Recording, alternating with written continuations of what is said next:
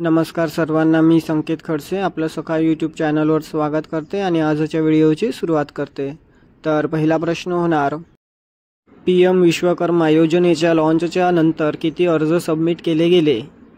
तर याचं उत्तर होणार 25 दशलक्ष। पुढील प्रश्न, सिंगापूरच्या पासपोर्टची शक्ती कोणत्या संदर्भात आहे? तर याचं उत्तर होणार राजनैतिक संबंध। पुढील प्रश्न, भारतीय नौदलाने कोणता महासागर कार्यक्रम आयोजित केला? तर याचं उत्तर होणार तिसरा महासागर कार्यक्रम। पुढील प्रश्न, 18 ऑक्टोबर 2024 रोजी कोणता कायदा लागू झाला? तर याचं उत्तर होणार तामिळनाडू जमीन एकत्रीकरण विशेष प्रकल्पांसाठी कायदा 2023। पुढील प्रश्न, तामिळनाडू जमीन एकत्रीकरण कायद्याचे उद्दिष्ट काय आहे?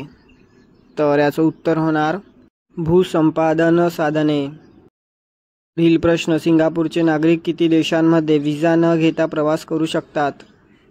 तर याचं उत्तर होणार 195। पुढील प्रश्न, भारतीय नौदलाच्या कार्यक्रमात कोणता उच्चस्तरीय अधिकारी उपस्थित होता? तर याचं उत्तर होणार ॲडमिरल दिनेश कुमार त्रिपाठी। पुढील प्रश्न, PM विश्वकर्मा योजनेचा उद्देश कोणत्या समूहाला सक्षम बनवणे हा आहे?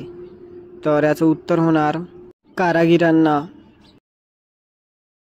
पुढील प्रश्न, तामिळनाडूतील जमीन एकत्रीकरण कायद्यामुळे कोणत्या गटांना समस्या निर्माण झाली आहे? तर याचं उत्तर होणार पर्यावरणवादी आणि कृषी गट। पुढील प्रश्न, भारतीय नौदलाच्या हाय लेव्हल व्हर्च्युअल चर्चेत कोणत्या क्षेत्रातील अधिकारी सहभागी झाले होते? तर याचं उत्तर होणार हिंद महासागर। पुढील प्रश्न, मनदीप जांगराने कोणत्या चॅम्पियनशिपमध्ये विजय मिळवला?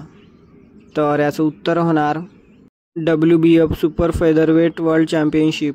पुढील प्रश्न, उद्घाटन आशियाई बौद्ध शिखर परिषद ABS कुठे आयोजित करण्यात आली होती? तर याचं उत्तर होणार नवी दिल्ली, भारत। पुढील प्रश्न, ABS ही परिषद कोणत्या संस्थांनी आयोजित केली होती? तर याचं उत्तर होणार भारतीय सांस्कृतिक मंत्रालय आणि आंतरराष्ट्रीय बौद्ध महासंघ IBC। पुढील प्रश्न, भारतीय ऑलिम्पिक संघटनेने कोणत्या संस्थेस पत्र पाठवले? तर याचं उत्तर होणार आंतरराष्ट्रीय ऑलिम्पिक समिती IOC। पुढील प्रश्न, भारतात सौंदर्य प्रसाधनांच्या सुरक्षा, गुणवत्ता आणि नियामक अनुपालनाच्या सुधारणेसाठी कोणत्या संस्थेने नवीन नियम जारी केले? तर याचं उत्तर होणार drugs controller general of India DCGI। पुढील प्रश्न, 2023 मध्ये भारतातील सौंदर्य प्रसाधनांची बाजारपेठ किती होती? तर याचं उत्तर होणार 8.1 अब्ज डॉलर्स। पुढील प्रश्न, 2032 पर्यंत भारतात सौंदर्य प्रसाधनांच्या बाजारपेठेचा काय अंदाज आहे? तर याचं उत्तर होणार 18.4 अब्ज डॉलर्स।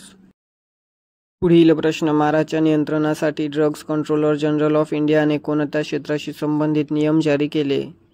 तर याचं उत्तर होणार सौंदर्य प्रसाधने। पुढील प्रश्न, दक्षता जनजागृती सप्ताह 2024 कधी होतो? तर याचं उत्तर होणार 28 ऑक्टोबर ते 3 नोव्हेंबर। पुढील प्रश्न, कोल इंडिया लिमिटेड कुठे स्थित आहे? तर याचं उत्तर होणार कोलकाता। तर भेटूया पुढील व्हिडिओमध्ये। धन्यवाद।